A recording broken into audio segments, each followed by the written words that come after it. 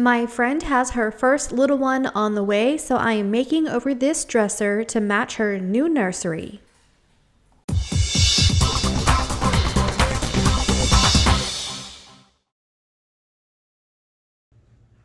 This little dresser was actually the father's dresser when he was younger. You can see that it's definitely very cowboy themed with the leather sides and the crackle top and the hand painted designs on the front.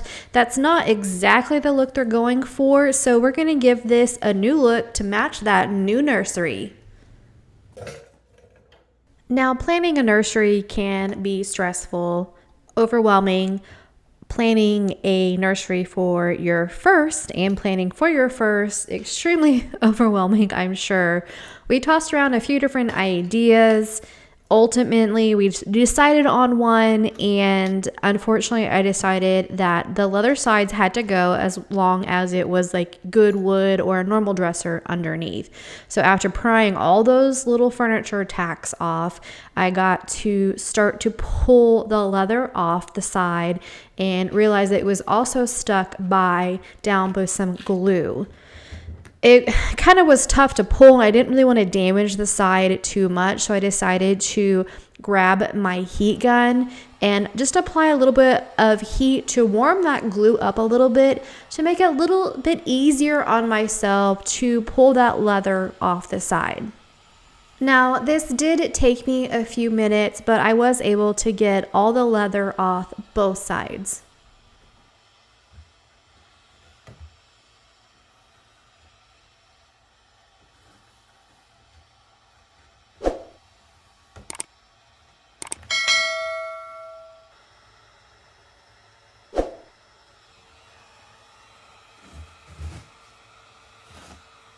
You can see underneath is a solid wood panel, but there was some of the glue left behind, so I had to figure out a way to remove that. Now, this is my second piece to work with that has the crackle effect. I have no idea what is in that crackle effect, but it is super durable. So you have to get it all the way completely gone, or your new layers of paint will also crackle. So I decide to go ahead and use stripper to strip the top to get rid of all that crackle effect, and also on the sides to get rid of that glue adhesive that was left behind underneath the leather. My favorite stripper to use is Quick Strip because it has a 15-minute formula, and time is money in this business. After 15 minutes, grab a plastic scraper and start to scrape off the rows and layers of paint. Now, this top had a lot of paint. It seemed like 2 coats of primer, a base color, the crackle finish, and then the red paint, and then the top coat. So I ended up having to strip the sides and the top twice, and still, even after going through 2 layers of stripper, this is what I got it down to. Now, to neutralize and clean up after stripper, the best way to do that is mineral spirits, and then grab a 4/0 piece of steel wool and scrub. And I went ahead and scrubbed the drawers and the entire body to clean the entire surface and wiped all the excess mineral spirits away. So after stripping mineral spirits, this is where I'm at on the sides and the top.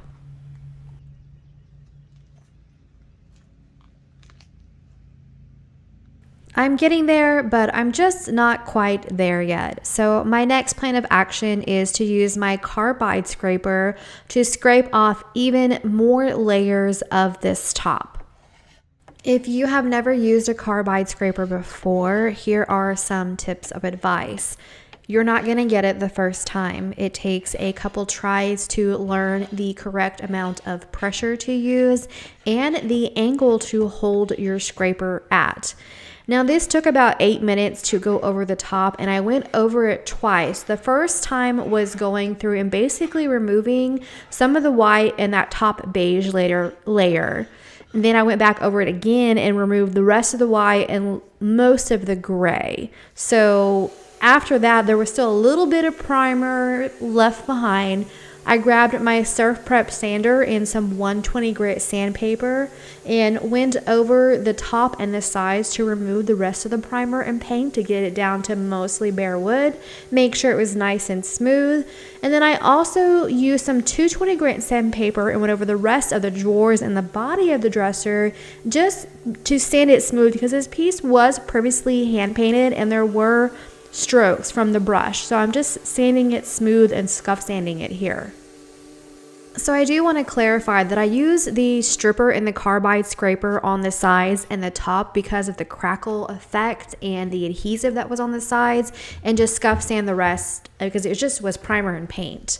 I wood filled the little holes where all the tacks were, sanded that smooth, and then after all that sanding, I wiped the dust away with a damp lint-free cloth.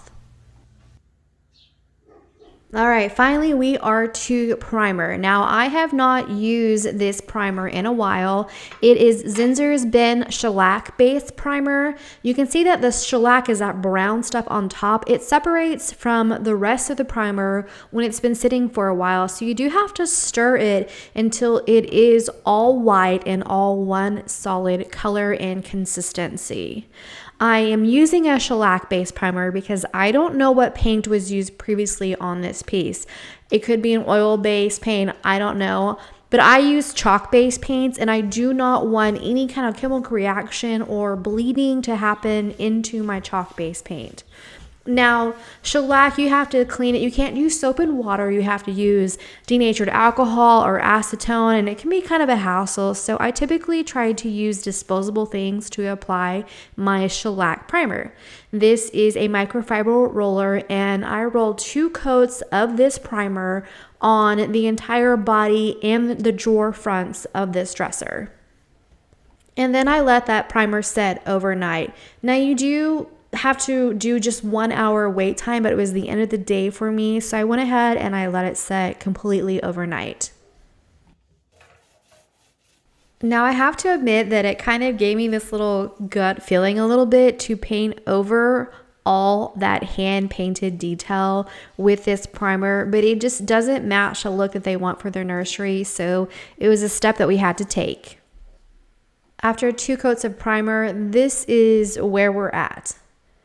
Now, the next morning, I start by scuff sanding with a 220 grit sanding sponge, and I apply this with a roller, so there can be a little bit of dips and valleys that you can feel, and sometimes pieces of the microfiber roller come off. So lightly sanding and then wiping the dust away is a nice way to get a nice, even, smooth finish.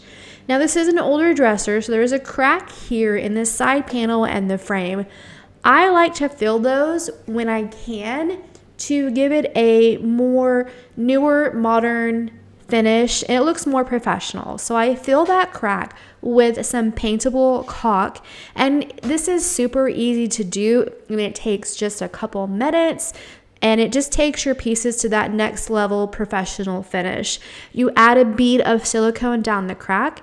This is a silicone scraper that you can buy on Amazon, and it's so easy. You just swipe it down, and when it starts to get full, I wipe off the excess on a damp cloth and just remove all that excess. You get a nice, smooth, professional look on your seams. Now, it should come to no surprise to those of you who watch my channel all the time that I am going to spray my chalk paint. And I'm using Behr chalk paint again. This is the color Compass Blue. You can see that it is a nice rich blue, but by the dollop on the top of the can, it drives to more of a navy shade of blue.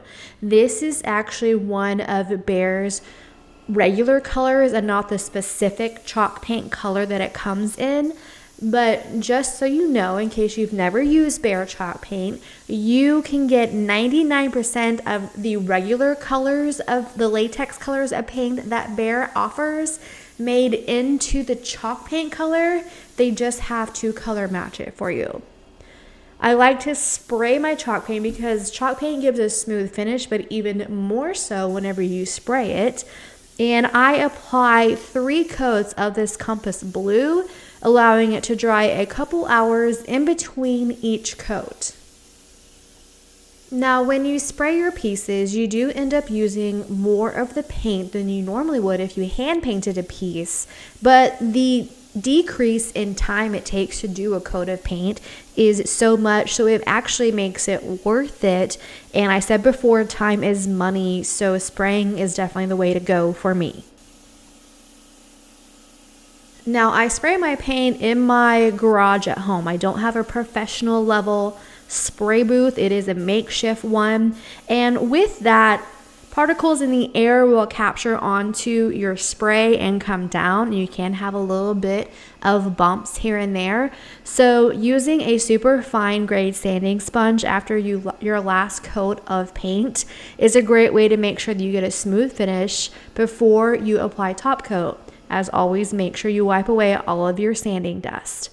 For top coat today, I am using a water-based polyurethane. This is Bear's in a satin finish. I prefer to protect my chalk paints with either a wax or this water-based poly. This piece is going in a nursery, and if you guys have kids, you know how destructive and just wild and crazy kids, especially toddlers, can be. So I want to make sure that this piece is nice and durable. I apply 3 coats of polyurethane, allowing it to dry a couple hours in between each coat. After a lot of going back and forth, we decided on this wonderful vintage American flag. This is some decoupage paper by Mint by Michelle. After measuring out the decoupage paper to make sure I allow a little bit to hang over all the edges, I cut it down into strips to cover the face of the drawers. Now, if you don't have a lot of artistic skills, or you're like me, I used to really be into art and hand painting a lot, but after all these years I have arthritis in my hands, so I don't hand paint a whole lot of stuff anymore. Decoupage papers are a great way to add this artistic look and effect to portions of your furniture pieces. They are usually very simple to use. I have a little bit of that water-based satin polyurethane on my brush, and I work in sections, applying a little bit on the drawer front, place the paper down, and then use some saran wrap to help smooth out the wrinkles in the paper. Now, with the shape of the drawers, I have to admit that this paper with this drawers, really it was just the drawer shape, ended up being a pain in my, I don't really know what you say in your area, but in Oklahoma we say it was a pain in my patoot. I finally got it though. After you get your strip of paper down the entire front side of the drawer, you come back over on the top with a coat of that poly. And after putting the paper down, I realized there wasn't enough left to do the top drawer, so I went through painting, sealing to catch that up with the body of the dresser. The next morning, I trimmed the excess of the decoupage paper off all the edges, and then on the corner, I made the snip so I can fold it over and make it wrap around the corners without displaying any of the primer. I put the final coat of polyurethane on the decoupage paper and made sure to use my finger to make sure it wrapped around the edges. I did mess the decoupage paper up, which I will show you guys in a little bit. It was an amateur mistake, and I got pretty irritated with myself because I consider myself a professional, I think. But anyways, back to the body of the dresser. We have it nice and sealed with the poly, but that's a vintage flag look on the drawer. So I want to make the dresser body look a little vintage too, because it seems a little too clean, too modern, too smooth for me. This is Annie Sloan's black wax. I love using Annie Sloan's wax. I think it's the best out there on the market, to be honest. I add a heavy amount on the edges and then go sideways, and this is total bad filming angle, I'm so sorry, but I go back and do like crisscross, just crazy patterns all over to fill the big open space on the top. And I go over the entire body, the handles, and also that top drawer that I didn't have enough decoupage paper for. After applying that black wax, I used that 4/0 steel wool that I cleaned the mineral spirits with, and I use that to rub in and give that black wax, instead of a streaky crazy look, a more blended surface. You can see the crazy look I have going on here right now on the side. When I take that steel wool and I rub it and blend it in, you can see when I place it back down that I do have a more blended look. Now it's not buffed yet, so it looks a little crazy still, but still way more blended black wax. And so the next step, you guessed it, is definitely to buff it. I actually use baby spit up rags to buff my pieces to blend the wax even more and remove off all that excess wax. The last step to do is put all the drawers back into place and put their handles back on. Man, was this piece a journey. I still can't believe the amateur mistake that I made, but you know, I'm not perfect, and I'll show you guys what I did.